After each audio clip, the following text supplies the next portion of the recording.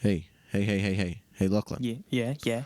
I think something special's happening this episode. Something quite special. Well, reading the title says season 5, episode 3, which seems pretty fucking special to me. Yeah, they're always special. And this one is about, well, for starters, the episode Summer Belongs to You, but more Which is exciting, an amazing episode. Yeah, it is. Unfortunately, you don't hear much about it because we're too busy talking about an amazing thing that has happened. More Phineas and Ferb content we didn't realize we were going to get when we started this podcast. And it is a musical, an unofficial musical, but one nonetheless. And a very, very cool musical as well. Run by very cool people that we've managed to talk to and organize an interview. And they're great, and you're about to hear them. Yeah, 100%. And it's pretty chaotic. We got 3 people in talking to us, so 5 people all up. Never had this many guests. We struggled with 2, and now we've got 5. Whew. Yeah. See how we deal with that. Not well. Tell you what, it goes better when some people in the talk are actually prepared, and luckily they were. I know. It's good when you've got 3 out of 5 of your podcast hosts prepared for the podcast, because that's higher than our usual. Well, if I'm prepared, that's 50%, and 3 out of 5 slightly higher than 50%. So that's good. Without further ado, enjoy the new intro. What you doing? Making a podcast. Welcome back to the Implication of Phineas and Ferb, where we discuss a musical without a cool acronym. That's right. This is special. It's different. We've got guests. Imagine people wanting to spend time with us, Lachlan. It's crazy. Anyway, here they are. I don't know why I'm gesturing that you can see them. We're looking at them, but you guys are not. We have got Andrew Grabowski. Hello. Tami Rosales. Hi. And Taylor Renee Castle. Hello. I probably butchered all 3 of those. Oh, you did good. And you guys are playing Major Monogram, Isabella, and Candace, respectively. Yes. Yes. Indeed. So the first question we always ask anyone who comes on the show, just give us a little bit about yourself, what you're doing, especially if it's Phineas and Ferb related. And then what was your first meeting with Phineas and Ferb? Like first watching, first seeing, stuff like that. How'd you get into it? I'm Andrew, and I started watching Phineas and Ferb, I'm pretty sure, when the actual pilot episode debuted. Because... Whoa. Yeah, and the reason I remember this is because I watched High School Musical 2 on the Disney Channel, which was like the world premiere. I think I tuned in like halfway through during the time when Zac Efron was performing Bet on It. But anyway, the whole thing was like right after High School Musical 2, they were like, here's a preview at an upcoming cartoon. And they showed Roller Coaster, and I think Flop Stars was with it, even though they eventually changed the sister episode to Candace Loses Her Head. But I was just like, first of all, why are their heads shaped like that? That's weird. But also, this show is kind of funny, and the songs are catchy, and I'm going to watch more of it. And how old were you out of interest? So that was 2007. I was 9 years old, I think. And then a short 14 years later, we're putting on this Phineas and Ferb parody musical. More than half your life, damn. Yeah, I guess I never thought of it that way. I hate to say it, though, but you're the second earliest person to jump on the Phineas and Ferb train we've had on the show. Unfortunately, Swampy's got you beat by about 15 years. Yeah, you're up there on terms because the Jubei is like, boom. Are you counting Swampy as having jumped on it sooner? Yeah, when we asked him that question, sure. He said, well, it was 1980-something and we were working on The Simpsons. That's true. I can't beat Swampy in terms of how long I've been into Phineas and Ferb. Literally no one can except for Dan. So, Taylor, where did you start your Phineas and Ferb journey? Hello. So my name is Taylor Renee Castle, and honestly, I feel like Andrew just unlocked something for me because I feel like it was literally the same exact scenario, to be honest. I think that I was watching High School Musical too. And yeah, exactly. I was so into Disney Channel and all that stuff, so I was always watching. I was a total cartoon and Disney Channel kid, Nickelodeon kid. So I was constantly watching things like High School Musical was like my favorite thing in the world at the time. So of course, watching High School Musical 2, see that preview for Phineas and Ferb, and I was like, what the heck is this? And honestly, like, I didn't start out as an avid, like, Phineas and Ferb fan. I think it was too smart for me. I think I was too stupid, like, to understand. I was like, these are too highbrow for me. I think I was just not highbrow enough, because, like, some of the comedy is, like, it's comedy. And I just was too stupid. I was, like, SpongeBob level, so... SpongeBob is so, yeah, I definitely didn't hop on. Oh, it is, but definitely not as highbrow. It's a little for the kinder kids. It's comparing any cartoon to Phineas and Ferb is doing that cartoon a disservice. That's like, you know, comparing yourself to an Olympic gold medalist. It's just a bit unfair on it, you know. Right. All right, and lastly, we have got, I'm looking at general for your name, Tami. Hi, I'm Tami Rosales, and I started watching Phineas and Ferb when it came out in Argentina, which I believe it was either 2008 or 2009, because usually shows come a little bit later than expected here, because they need to dub the entire show into Spanish and whatnot. And at the time, Spanish, which is my first language, was the only language that I knew. So I started watching the show in that Latin American dub until it was, 2012? When my English became a little bit better, because I started studying a lot more, and I decided to join the internet, and I discovered that there were a lot of people. Yeah, worst mistake of my life.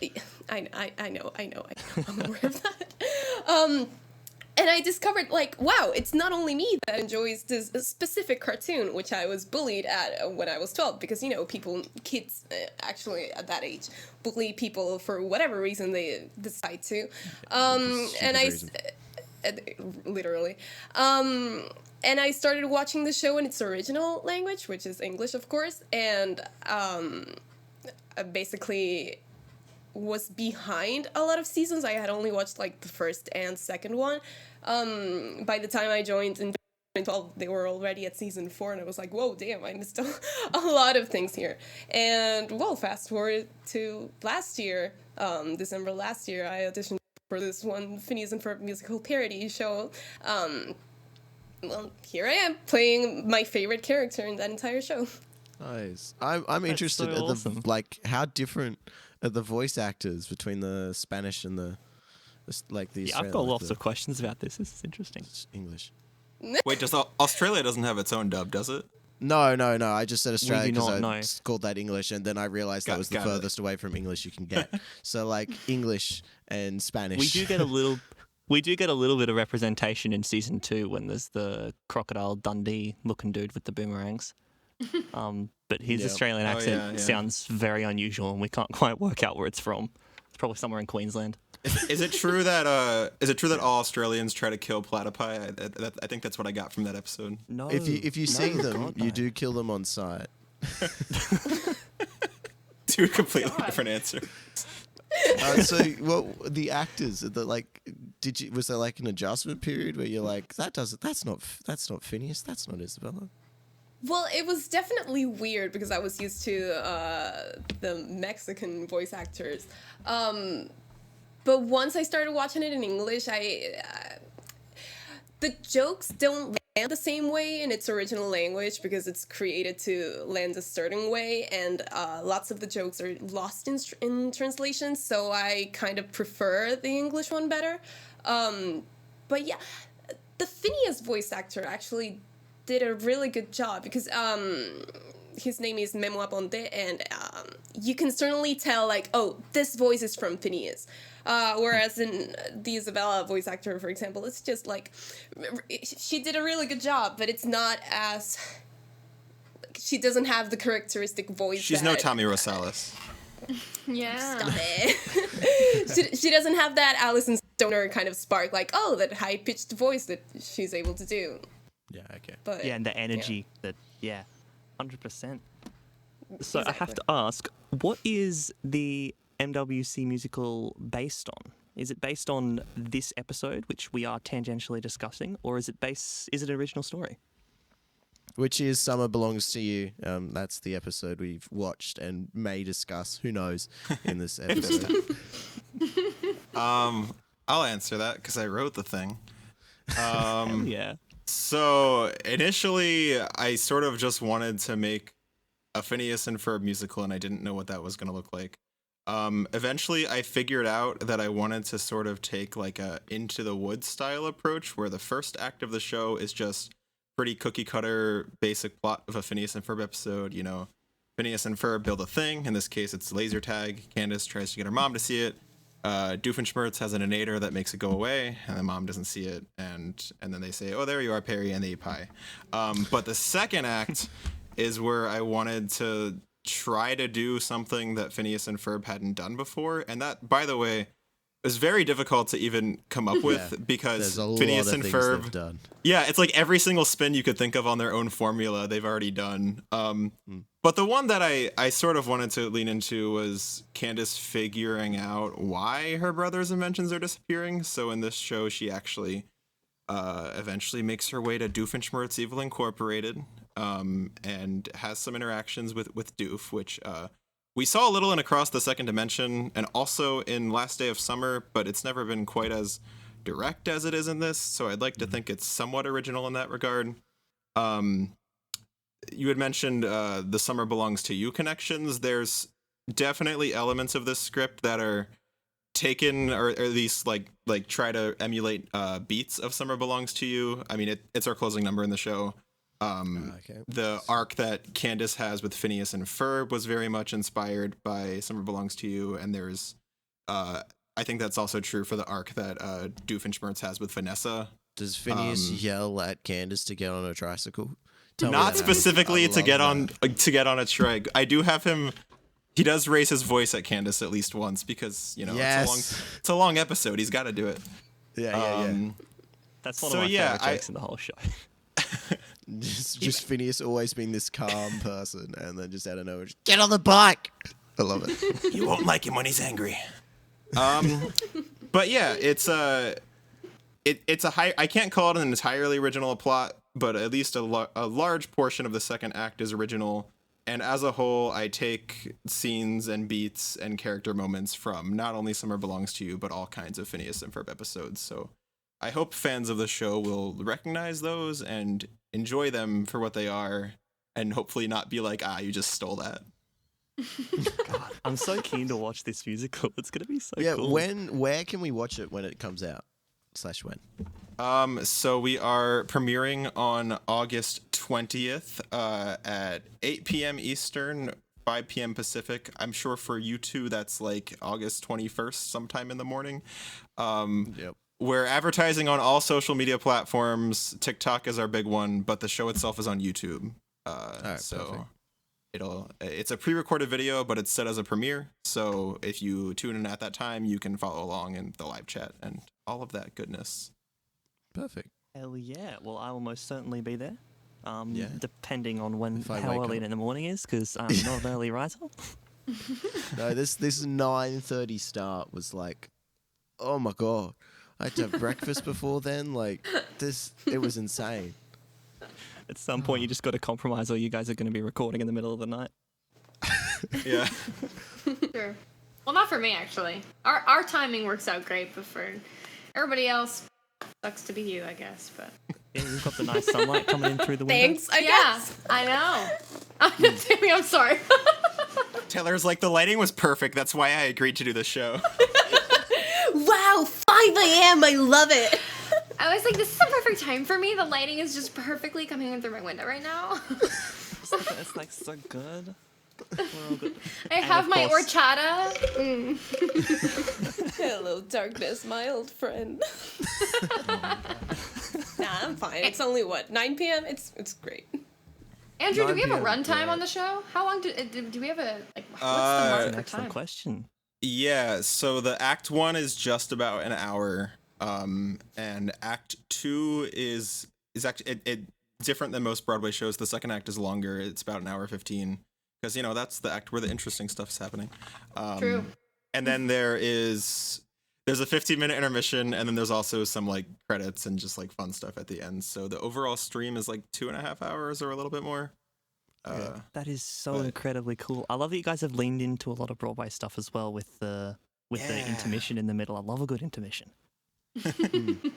Honestly, our intermission is just an excuse to get to play all of the songs that our cast members just like decided to record that weren't even in the script. Like, and like they just wanted to record them. Yeah, like one of our Fireside girls is like, I'm gonna sing "Jump Right to It," and I'm like, okay, go off, do it, I guess. And like, there's like, gosh, like 10 or 15 songs people have just sung because they wanted to, and that's why we have an intermission to show those off.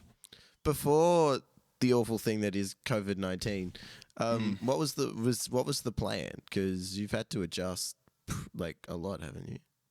That's actually interesting because this was planned during quarantine. So during COVID-19 is when the idea sparked. Basically, I am a lowly TikToker, and 100,000 followers. Well, I mean, lowly on the inside. I'm just kidding. No, never mind. Just ditch that. Can we cut that out? Never mind. No, I love it. It's staying. And so anyway, I was super duper bored. I'm an actor in LA, and there is no acting during quarantine. So I was like, hey, Andrew, I saw your thing. Yeah, you showed me, you said that you had a musical. I watched it on YouTube, and I really like it, and I think that we should just do it, but virtually. Yeah. And that was one of the best DMs that I ever got from somebody. For context, the one that she watched, it was a live stage production that I did in college, so it existed prior to COVID. But musical yeah, like of Phineas and Ferb, or just yeah, musical without a cool acronym. I wrote it in 2019 or performed it in 2019. And then, like Taylor said, this version specifically was a result of COVID, and it's been adjusted, and it's sort of its own beast. Yeah. The podcast was our quarantine project, so we got that in common. Yeah, we hit up our gap year, and we were like, all right, we could travel to Europe, and then they were like, no, and so we no longer did that, and we were like, well, what are we going to do for a year of our lives apart from working at Officeworks and not working at Lachlan? And then it was like, we can make a podcast, and so we did, and we found out what to do on our Coasties trip, and voila. The rest is history. Yeah.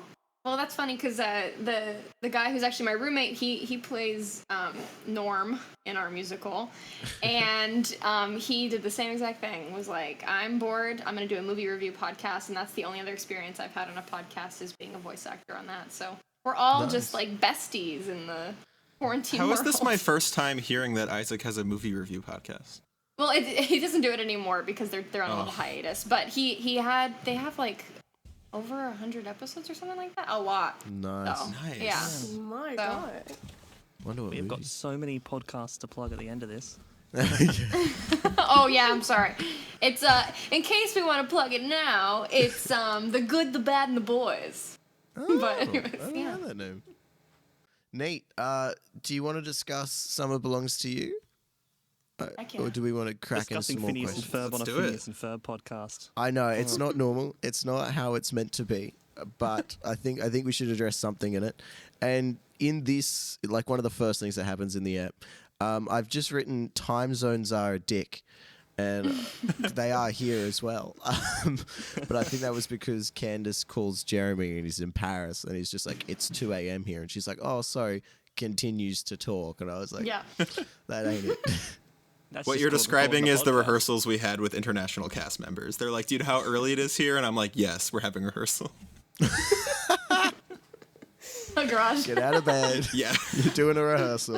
I'm not having any of that. Yeah. Our one in The Thailand. couple of musicals I've been in, the experience has been very similar, except we've all been in the same time zone, but it's still get out of bed. We're doing it. Yeah, for you. This episode has several of my favorite jokes in the whole show. One that I did not realize was one of my favorite jokes in the whole show until I saw it, which was the one where the Disney Channel TV ad actually pops up in the episode, and then they're like, do you mind? We've got a visual gag going on, and then it lowers, and there's the triangle that he used to ting that visual. And I'm like, that's meta, funny. Looks great. Oh, I love it. It's so good. It's so cool. I think that's a joke that landed even better on the Disney Channel because I was so used to all those pop-ups and because I watched it again on Disney Plus today and I'm like, oh, it's more obvious now that it's just a gag, but it still works. Yeah. No pop-ups to be expected when you're watching on streaming. I should sure hope so. That segues nicely. Is there any meta to be expected in the MWCA? Oh, like breaking the fourth wall. We break the fourth wall in literally the first scene of the show. Oh, like that's So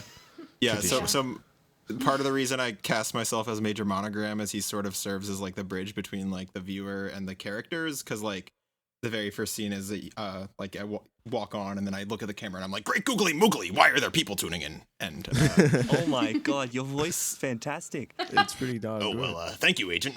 I have to say we have really good voice actors in this cast. I am not gonna lie. Like it's Tami is spot on, Andrew's spot on. Zach is I think you're Phineas. gonna have to back this up with some evidence. Some impersonations. Yes. Just do a Candace laugh. They're perfect.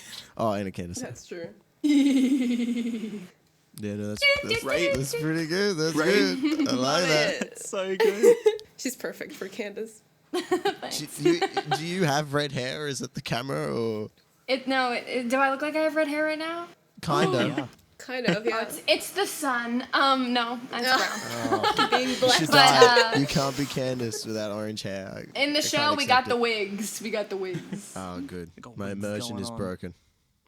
Tami, you can do the catchphrase that I don't actually let you say in the show itself. Wait, you never get to do. Can you believe I never get to do the iconic "What You Doing" in the show? I'm boycotting watching this if this line doesn't make it in. The line "What You Doing" is in the show 3 times. Isabella sings it twice, so it doesn't have the same inflection, and then Buford says it once. But technically, Isabella never says it with that inflection, and Tami hasn't let me live it down. I feel about that. Robbery of. I know. I'm canceled. Buford gets to say it and not. Yeah, Buford steals your entire bit. Well, you can do it. You can do it here. Please do. Fine. Hi, Phineas. What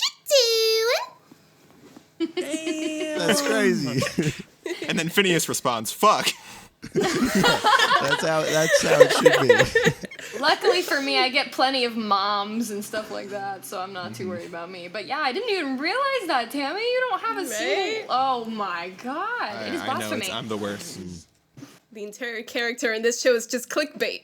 We should talk to the writer about this. Yeah, if only I knew who he was. That joke reminded me. Are there any what's this show rated? Is it still PG? There's no swearing for sure. It would be PG. I would say PG. In the original stage production, there was exactly one F-bomb and no other curse words, just one F-bomb, and it was from Buford. And the joke was that it's like, he's like, this isn't Disney, so I can cuss. Taylor sort of convinced me to censor it a little bit just so that we wouldn't get angry parents. So it's like, it's still kind of referenced, but he doesn't outright say it. Oh, like anyone who's above the age of like 5 is probably gonna get it. Oh, yeah. It's gonna land. So that's why it's the PG side, not G. But yeah, no, it's generally I would say appropriate for the same audience as Phineas and Ferb.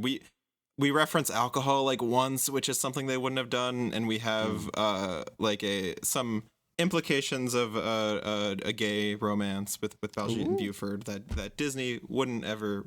Well, maybe now, but never really pursued in the day. But beyond that, I would say it's generally within the same boundaries as Phineas and Ferb. All right, Yeah. that's good. Awesome, yeah. Also bringing up Phineas. Who is Phineas? I want Phineas. I enjoy Phineas. Who's voice acting Phineas? When are you planning the reshoots to digitally put Joe into the show? Yeah, just put my face on top of whoever it is, and I'll lip sync it for you. So I'm a little upset. Joe, have you got any more things? I've got some more jokes, but we'll see those later. About that visual joke, I want to just quickly add: Phineas can see the screen, just more godlike powers. So we have this running thing going on the podcast about how we're trying to work out exactly how Phineas and Ferb can do all of the things that they do, because the original premise of the podcast that we very loosely follow is that we take everything literally and try to work out like how it happens. Where do they get the money for their projects? How do they build them? Do they have to follow building regulations, or do they just blatantly break the law? And our current theory is that both Phineas and Ferb are some sort of like eldritch Lovecraftian god and are capable of like controlling the universe around them on a whim. And I'm feeling like this is even more Nature evidence. bends to their will. Nature just bends to your will, and I'm like, yes, it does. I've been watching the show a lot, and it does. So really does. Our current theory for how they manage to finance everything is that they use the funds from the roller coaster in the first episode, which they made for free. They charge admission to fund their projects up to the milkshake bar. And then the milkshake bar generates passive income, which they use for the rest of the projects from then on. That's genius. We got that canonized as well. Jeff said it existed, so... I'm just now realizing, like, they vaguely explain Doofenshmirtz's income by just saying, oh, he gets alimony. But I don't think they ever acknowledge Phineas and Ferb's. No, they just build it. And we're like, how did they get all that sand? How did they get the rocket? Like, where did they get the metal and stuff? We've got one line sort of referencing the end room where it happens. Candace says, where'd my brothers get the funds to finance the express excessive girders you deliver? Yeah. That's the line. Whew. We don't yeah, you should hear Taylor rapping it. We've never pursued the theory as extensively as this, though. This is really interesting. Yeah, we've got a few episodes based on it. I think we're up to like 60 at this point, so feel free to listen to them. You said room where it happens and mentioned rap. Is that a Hamilton parody? Uh-huh. Yes. Uh-huh. Yes, it That's is. our Act 1 closer. There's a lot of musicals referenced in this. Hamilton is probably the one referenced the most times, aside from Phineas and Ferb itself. That is so cool. Because I started writing this in 2016 when Hamilton was like, I mean, it still is mega popular. Hamilton but fever, yeah. We're finally getting it over in Australia for the first time. Really? Oh, like a live show? Nice. Just now? Yeah. Yeah, only just now, because it was going to be like the start of 2020, which, as everyone knows, wasn't the greatest time to do anything. But yeah, I was super into the show, like sort of 2016, 2017 time, and I was absolutely gutted that it took them so long to get over here. And now, you know, I'm a poor uni student, so I can see a billboard for it from my room, but I can't afford the tickets because it's like 2 months rent. Did you can ever finally see see Hamilton, but it's just the billboard. You can't. It's Yeah. yeah, it's on Luckily, Disney it's Plus. on Disney Plus. Yeah. Yeah. That version. That's is how I just- had to watch it too. It's worth it. It's a very well filmed version of it. So Oh, yeah. I'll take it. It's not quite the same as live, but One of my favorite lines in this is when Doof's kidnapped Monogram, and he's going to Tokyo so he can throw a water balloon at good people and then blame Monogram for it. I love this show. Anyway, he's just like, see, look, aren't you happy for some reason? And Monogram's like, I'm never happy. I've never been happy. Yes, that. Thank you. I was trying to get that out of you. I'm glad you said it. Now, Can I just say, I think, I mean, Summer Belongs to You, aside from just literally being my favorite Phineas and Ferb episode, I think is also the episode with my favorite Doof Monogram interactions specifically. yeah, because they're just directly there. Yeah, I mean, obviously it's just Dan and Swampy in a booth just going back and forth, but like I don't know, so many of their jokes in this just land, and this episode is just chock full of like rapid quips and one-liners. Like, it is insane how many they pumped into the 40 minutes that they had. Yeah. I had to literally, after that line, I had to pause it. Like, when I watched it this last night, when I was watching it, I had to pause it and just laugh for like 2 minutes, and then I was like, okay, I can continue. Because I literally, in my head, I was literally just imagining Dan and Swampy, and I was like, Oh yeah. Swampy really just said that. It's so funny. we're still trying to get Dan to come on the show Yeah. one day. Fingers crossed. Good luck. Good luck, he has an Emmy now. Yeah, and like a bazillion He has followers on another every Emmy social now. media. Another Emmy. Good God. Another Yeah. one. Oh, I meant to mention that on the show that Candace Against the Universe won an Emmy, and then I completely forgot to, because we are the least prepared people on Earth. Well deserved. Well done. But congratulations to that cast as well. Ferb stunt singer double is Shakra Khan. That's so good. I love that. She exists in this universe and is also a stunt singer for a 12-year-old boy with green hair. I love that. I love the juxtaposition there because, like, I feel like Clay Aiken is sort of an extension of Phineas. Like, he's already like optimistic and everything, whereas Shaka Khan is like the loudest, like most powerful singer they could get for this otherwise silent character, and I just thought that was so brilliant. What I thought was so funny about that was the fact that it's suggested that they both didn't plan that, but they both hired like they both voice doubles. Like and then Phineas goes like, "Nice, Shaka Khan, nice." Like he didn't know they didn't both plan this. He's like, I hired a stunt singer, and they were like, "Oh, okay, that's well played." And then Ferb's like, "So did I." It's the Uno reverse. Ferb's like, "I know people." They both thought that they were gonna have their stunt singer burst in and was gonna absolutely mop the floor with their brother, and then turns out they both hired stunt singers. Yep. I love it. Now, one of my favorite characters in this episode, I think it's technically in the second one, but I'm excited for this. Is how do you say it? I've written it down, but I can't spell. Lachlan, help me out here. It's Sasquatch and something. No, it's the tights. The tights. Klimpaloon? The clip balloon. That's the magical old-timey bathing suit that lives in the Himalayas. Do you have a clip balloon in your musical? Because I'd like to audition. Nang, nang, nang, nang, nang. The answer is kind of not written into the script, but we did on April Fool's Day we did a bunch of different promos on every single social media channel. We had a video that was like, hi guys, we're gonna show you an exclusive sneak peek of MWCA, and then it was like basically a Rickroll but different per platform. And one of those was just one of our actors, Marissa, doing the Klimpaloon voice for like 45 seconds, just yelling into a microphone. So that's why and there is one visual reference to Klimpaloon in the show, but that's it for us. Joe, what you're feeling right now is the pain that you've never felt because you're the only one who hasn't been in a musical. It's called someone else getting the role that you worked hard for. It's hard to watch others living your dreams. I know, and I was so perfect for it. I had the nang nang nang nang down so pat. I prepared. I'm the only one without an amazing Phineas and Ferb impression in this. It hasn't aired yet. There's still time. There's time, yes. Guess I know what I'm doing with the next 7 days still of my editing. quarantine. Yeah. There are some amazing songs in Summer Belongs to You. I'm interested. Not interesting. Not interesting. Yes, you are. I would say you're It can interesting. be interesting as well. I think you're interesting, Joe. Anyway, thanks, Lachlan. Anyway, what songs did you choose out of all of Phineas and Ferb? What do you put into a musical? And did you make any of your own? So we have Today's Gonna Be a Great Day as our opening number. We have if you count them, we have the Quirky Worky song and the Perry the Platypus theme because those are kind of necessary. Absolutely count those. Everything else in Act 1 is from like Broadway. In Act 2 we have Busted, also mandatory. Obviously we had to have Taylor doing the Busted dance. Do you have Nemesis? Just out of interest, because that's our favorite. We don't have My Nemesis. We have Not So Bad a Dad, Vanessa Sings, and Summer Belongs to You is our closer. And then you asked about original music. We actually like very late into the game got like a composer for our show, Alex. Whoa.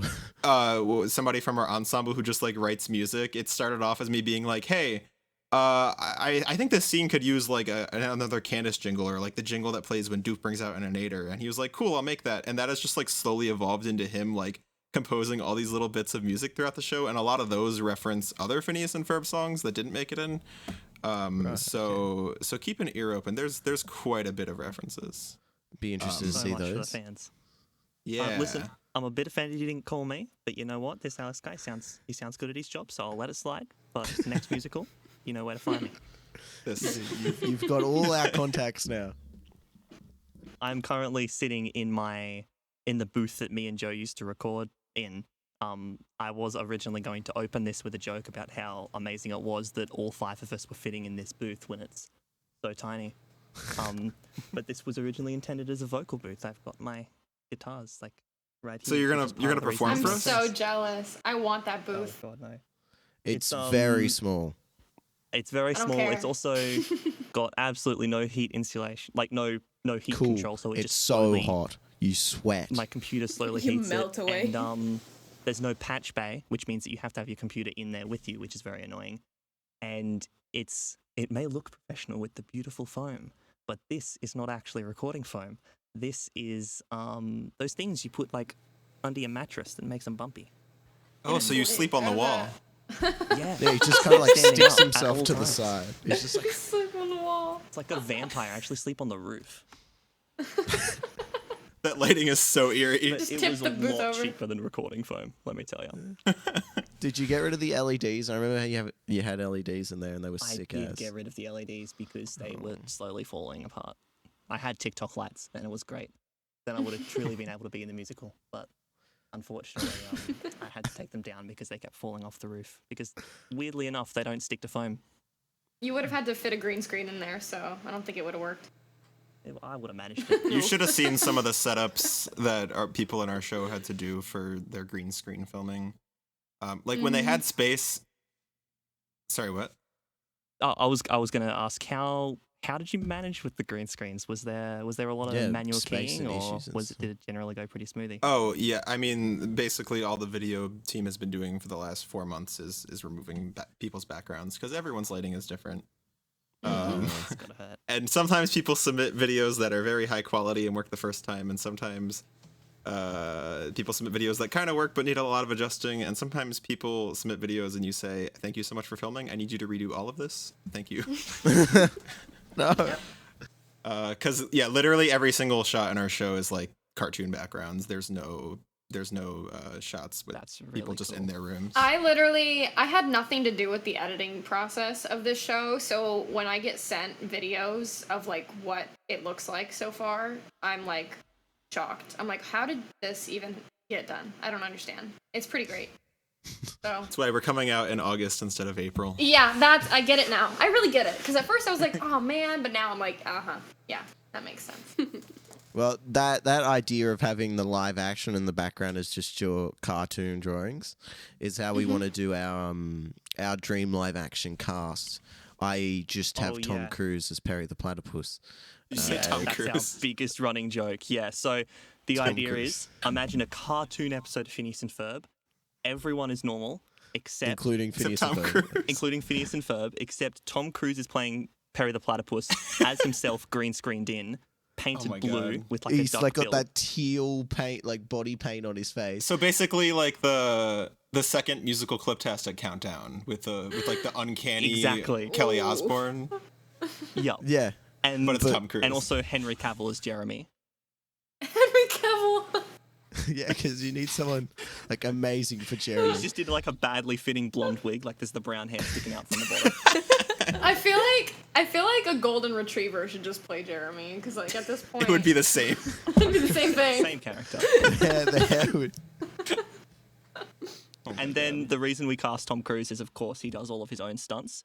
We'll be Right. setting up like a green screen stunt stage, and we'll write the episodes around whatever stunts he decides to do to try and put himself in as much harm as possible. Yeah, and we just keep letting him do all the dangerous shit he wants to do, and then just film it and be like, "This is what Perry's done today." Put a little hat on him; it'll be good. That's an idea, like what's Perry doing today, sort of vibe. Maybe we And should it's get just writing. watching Tom Cruise jump off a building and break his leg.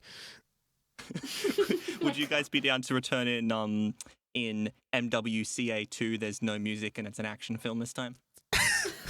Yes. Well, Tami made a poster of Phineas and Ferb, the action film, just using B-roll footage we had from. I did. Can't we just do across the second dimension? Can you send that to the Discord? If somebody I else will. organizes it. Yeah, 100%. Somebody else. I want to see Yeah, that. I need a break for at least like 2 years. But yeah. 2 years. I would say like 15, but okay. Yeah, this is- 15 years. It's the reunion. This must have been an absolutely monumental project. It's the magnum opus of projects. Yeah. This is, when the pandemic is like fully, I don't know if that'll ever happen, but in the future when we're not thinking about the pandemic, I'll be like, that's the thing I made from this, and that was pretty cool. If nothing put else. that on your resume. Make it look nice. Yeah. It's on IMDb, which I was pretty excited about. It I was is, like, oh my yeah. gosh, I have a That's credit true. for MWCA. With on many IMDb. spelling errors that we can't seem to change. Oh my god, that poster is amazing. Yeah, Carly Bella. Phineas and Ferb, the action movie, the movie. You get the way that this show's supposed to be written. Yeah. And then we have our proper poster for our show, which our beautiful Carly Bella made. Yeah.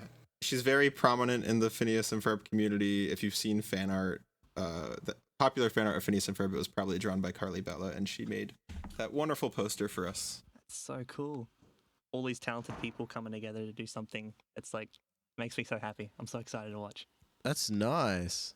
Yeah, pretty. Oh, and I have seen that art, like that art style of Phineas and Ferb. So yeah. Yeah. Stuff. Damn. That's so cool. Virtual edition. Yes, to differentiate it from the one I did at my college.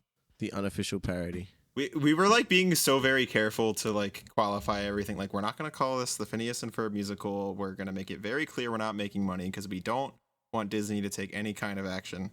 And then the Ratatouille musical came out, and Disney was like, "Yeah, that's fine. Like, go off, do that, I guess." And then reposted on actual Disney's TikTok, like. Yeah. And then like we made a video asking people to donate to our GoFundMe, and I was nervous about that. And then Swampy like duetted the video, and he was like, "Go give them money." And I was like, "Okay, I think we're fine here. Like, I think you'll be all right.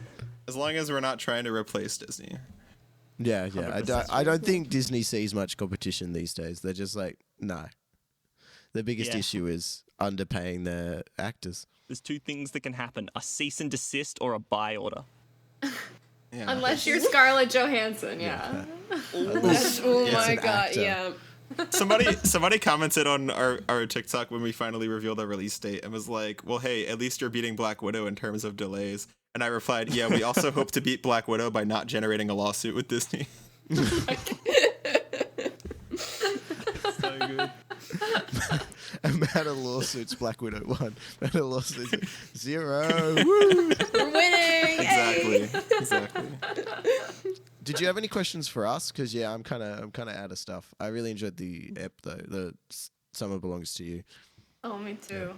That was a great episode. Yeah, can I just talk about like some general moments in the episode that I think really stood out? 100%. And I'm Love curious. listening to you talk.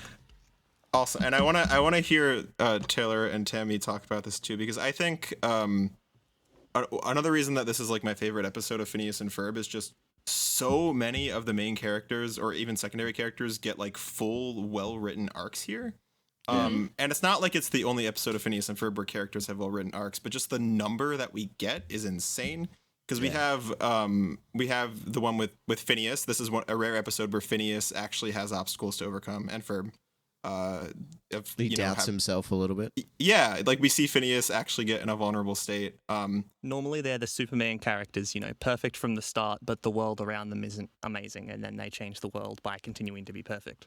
Right, and that's why usually I think it's the way Phineas and Ferb is structured is actually Candace's journey, because Phineas and Ferb are kind of just like the always doing the same thing. Yeah, and she's the one that faces conflict, but that's not true in this one. On the flip side of that, Buford gets an arc as like the weird antagonist of this special specifically. Yeah. He gets the redemption arc.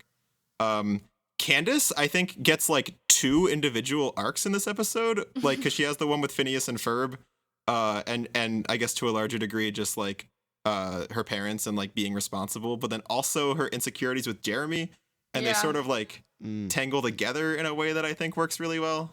Yeah. And then Isabella is probably my favorite. Poor Isabella. She suffers in this episode. I'm like, come on, man. And he says it twice. So sad. I know. I think it's such a powerful moment when we have Phineas sitting sad on an island, and he's like, "Oh, I guess we have to stay here and watch the sunset together." Literally the thing that Isabella wants most in the entire world, and she doesn't accept it because she knows it's not him. Like that. It's amazing writing. I just can't get over how... No, you're not going to enjoy this beautiful sunset! She gets so passionate about it. I love her. Yeah, she should. After she just got a whole day and just sitting there and just like, look at all these romantic things. And he's like, oh, I like aeroplanes. And she's like, why do I like this guy? Why am I even here anymore? With retrospect, hearing how amazing your impersonations are, we should have spent the last hour talking in character. It would have by doing us normal and us just talking to like Isabella. And, Major Monogram gets the arc of deciding to stay in Paris after Doofenshmirtz runs away with his daughter, and that's all that happens to him. And also Perry. And then he just chills in Perry's little car and flies around.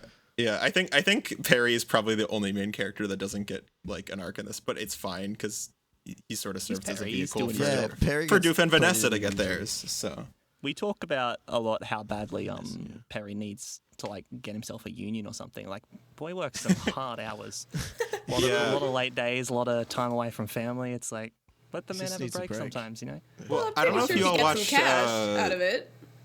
Yeah, I don't know if you all have seen Milo Murphy's Law, but in the second season, they imply that Perry's just like absolutely loaded. Like, that's where Phineas and Ferb get their money. Yeah, there you go. There's an implication for you. Platypus. Actual implications on the implications of Phineas and Ferb. Unheard of. Get off the podcast. Write it down, Lachlan. Write it down. We need to keep it think about it. It's like, you know how child actors, they have to technically give their money to their parents? It's the same thing. I mean, Perry is the pet, so he has to give the money to Phineas and Ferb. Well, the money he makes off his international spying. Yeah, I don't think there was much money in international spying. I thought it was more a patriot thing, you know? No, talk to Tom Cruise. Tom Cruise. I really do like the arcs as well, especially when Phineas yells at Candace to get on a tricycle. That's get on the trike. Get on the trike. Phineas, I'm not getting on that silly little tricycle. Get on the fucking trike. So great.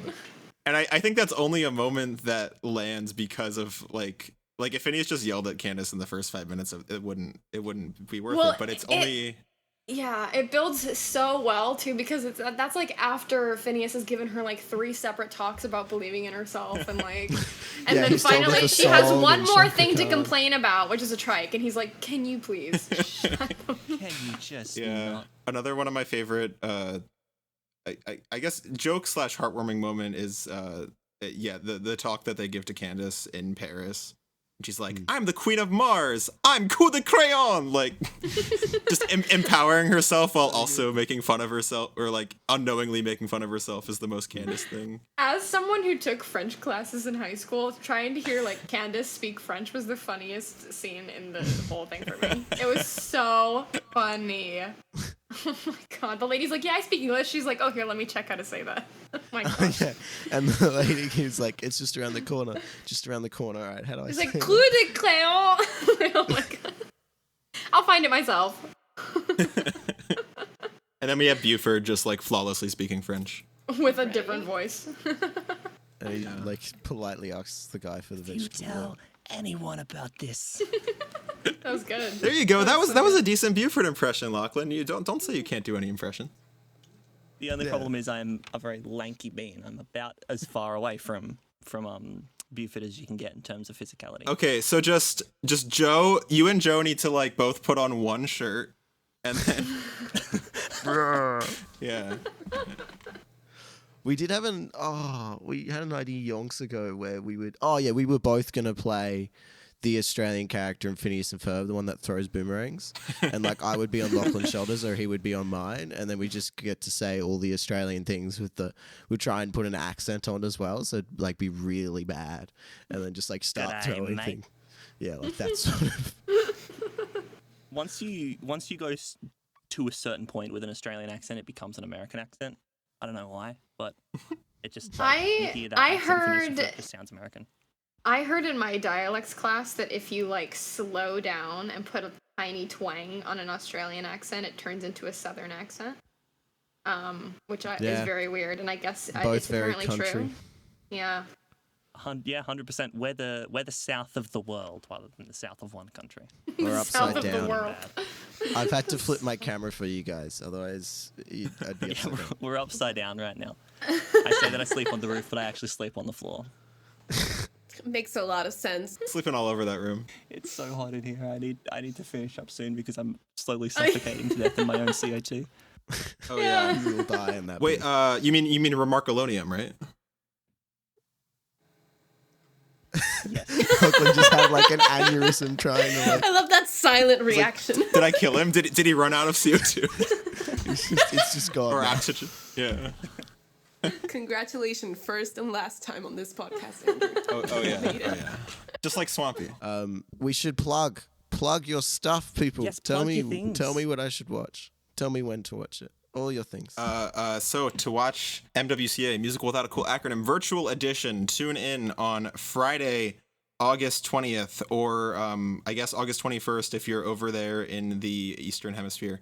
8 p.m. Eastern, 5 p.m. Pacific. It is on YouTube. You can watch. We are posting daily promos on Instagram, TikTok, Facebook, Twitter, MySpace, LinkedIn. Not those last two, but yeah, at MWCA.musical on most of those platforms. If you're interested in me as a person and not MWCA for some weird reason, I'm at Nachos Rule, Nachos spelled with a Z, on most platforms. So you can find me on TikTok or Instagram. My TikTok is Bravo Almara 2. I have to add a 2 because my other one got deleted. So Ouch. Here's the number 2. Well, it didn't get deleted. It wouldn't let me log back in for some reason. It's really weird. But yeah, Bravo Almara 2 on TikTok, and then Bravo Almara on Instagram, and YouTube. And also, just so you guys are aware, on the 20th, we're planning basically a live stream with Candace and Phineas. So tune into that before the show airs on the 20th. See that? I want to talk shop with Phineas. Like, I want to ask him all of these like theory questions, like where do you get your money? Be like, no one else gets to talk to this man. Sit down. Are you an eldritch god? Yes or no? You guys are gonna wake up at like 5 a.m. your time just to ask. Where does the money come from? Where does it come from? I love that. Even more deranged questions. Yeah. Oh no, they get better by the second. Yeah, why do you have a triangle head? How did that work? How did your mum give birth to you? Bodies don't work with like that. That would have hurt. Interrupting the memeing. Tami, do you have anything to plug? Yeah, if you're interested by any reason to Always. hear me sing in Spanish, you can find me on YouTube with my name, Tami Rosales. You can find me literally everywhere on Twitter, Instagram, and TikTok under the same name. As you should. Is there like a special song where you sing about, like you sing as Isabella, like apart from the musical, or do I have to? I can only get that from the musical. You can only get that by watching MWCA exclusive content. Although she has recorded additional, like I mentioned earlier, she's recorded additional Isabella songs that aren't in our script, just for fun. You just got those on a hard drive somewhere. All right, I get it. They're coming out eventually. That's really good. Thank you so much, guys. I had a lovely time. Thank you. Thank you for having us. Mom! Joe and Lachlan are trying to record a podcast! Wow, Lachlan, that was an amazing conversation we just had. We just had that, didn't we? I know, and you agree, don't you, Tami, Taylor, and Andrew? They're being quiet right now for unspecified reasons, but they are definitely here. Unspecified, definitely not post-edit thing. Yes. But we've got to add some more normal housekeeping sort of stuff, such as some of our amazing fans having some amazing things happen to them, such as a birthday. Yes, we have got a very special birthday. Friend of the show, Larissa, your brother Gavin wanted us to let you know, happy 26th birthday. It's 22, I can't read. And you know what? Something special to celebrate. I'm eating cake. I'm enjoying cake right now, just for your birthday. It might be a little bit early. This might not come out on the 26th. It'll probably come out before then. But our release schedule's so bad, you're lucky you're getting something. And you're remotely close. So happy birthday. Happy birthday, friend of the show, Larissa. And thank you for listening. And if you want to write in, if you want to DM us, if you want your friend's birthday shout out, you know where to come. And by that, I mean Instagram. Yes. Instagram, implications of Phineas and Ferb. If you want to send us an angry letter, if you want to tell us we're responsible for the death of your cat. Head to our Gmail, because I rarely check that one. Yeah. Well, luckily I've got notifications on, so hopefully I haven't missed anyone. If I have, I'm sorry. I've just checked, and no, we have not missed anyone. Beautiful. That I know of. Well, write in implications of Phineas and Ferb at gmail.com. You can also find us on the cursed platform, TikTok. If you're looking for good TikTokers to follow, go follow the actual ones that we just talked to. And hit us up on Twitter _Ferb. Yeah. And that's about it. Yeah. I know what we've done today. I know what we've done today, and it was talk to some very cool people. And Craig has been there the whole time. Craig's been here the whole time. He hasn't been speaking, but he's always here. He's always here. You never know who Craig is. But once you know, you can't forget. Thank you, agents, for tuning in to the Implications of Phineas and Ferb podcast. Now, if you don't mind, I would just like to play us out with a little ditty of mine. My whole world is this screen, just 4 walls of a rectangle.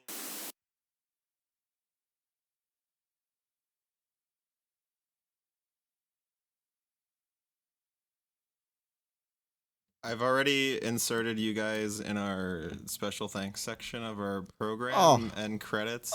We have a section for like you made it for publicity of like basically anyone who helped plug our stuff. Can you put like special thanks Kid Balloon and then Joseph? Like that will like as make an official cast.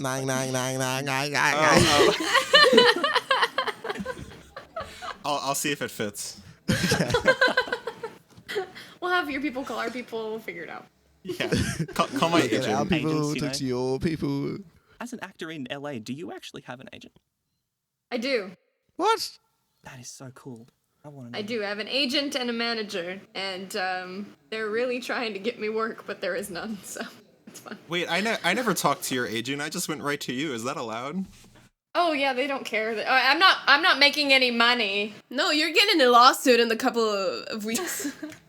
I'm not making any money, so neither are they, so it's fine. MWCA is not an equity show. I'm sorry. Don't forget to renegotiate your contract so you get $0 from the streaming revenue as well.